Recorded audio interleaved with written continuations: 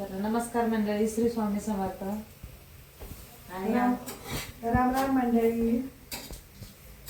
आणि मुलांसाठी आता गरम गरम पराठे धपाटे काय म्हणत असतील तुमच्याकडे, आमच्याकडे पराठे म्हणतात, ते बनवण्याचं काम चाललेलं आहे. आणि माझं चाललंय इकडे ग्रीन पीस हे करायचं काम, वाटाणा सोडण्याचं काम चाललेलं आहे. आणि काल आहे ना पॅरेंट्स आणि म्हणजे स्टुडंट पॅरेंट्स म्हणजे असं थोडक्यात पालक, विद्यार्थी आणि शिक्षक यांची सभा होती. मीटिंग सभा. तर ट्युशन मध्ये होती छोटीच्या माझ्या. तर मग आम्ही काल गेलो होतो. मग ते मुलं काय करतात, मुलांच्या प्रगतीसाठी काय केलं पाहिजे, अशा काही गोष्टी ते सांगत होते. तर चला तिथेच काल थोडे काही ना प्रश्न उत्तर पण घेतले. मग म्हटलं चला एखादा प्रश्न आता तुम्हाला पण विचारू, बघा तुम्हाला त्याचा आन्सर देता येतोय की नाही काय ते. तू पण कॅमेरामॅनने पण आन्सर द्यायचे त्याला येत असेल तर. कॅमेरामॅनने शांत नाही राहायचे, आन्सर द्यायचंय. तर चला प्रश्न असा आहे की आता किचनशी संबंधित आहे बरं का. आपण सगळ्याच लेडीज नाही का, तुम्ही पण कमेंट बॉक्स मध्ये तुमचं उत्तर द्यायचंय की तुम्हाला पण उत्तर येत असेल, जे लेडीज असतील किंवा ज्यांना माहित असेल ते सगळ्यांनीच द्यायचंय. तर चला प्रश्न असा आहे की दूध साधारणतः किती वेळ तापवावं, किती वेळ लागतो तापवायला, दूध तापवायला साधारणतः किती वेळ लागतो, किती वेळ तापवलं पाहिजे, असा प्रश्न आहे. तर त्याचं काय उत्तर द्याल बरं, तुम्ही काय द्याल? आपलं ते गॅसवरच डिपेंड असतं ना. हाय फ्लेम केलं तर लवकर तापेल आणि कमी फ्लेम मध्ये केलं तर ते 10 ते 15 मिनिटं जाईल. तू काय देशील, कॅमेरामॅनचं काय उत्तर राहील?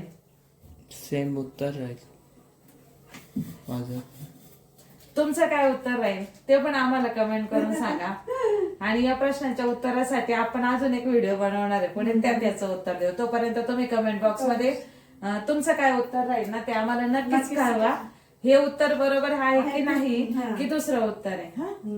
तर आणि अजून एक प्रश्न असा आहे की एका मिनिटात किती टाळ्या वाजवल्या जातात? एका मिनिटात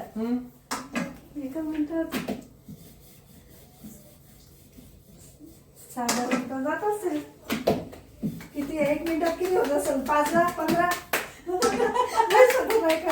1 मिनिटामध्ये किती होतील अशा? तुझ्या किती होतील एका मिनिटात? एका सेकंदाला 1 तर 60.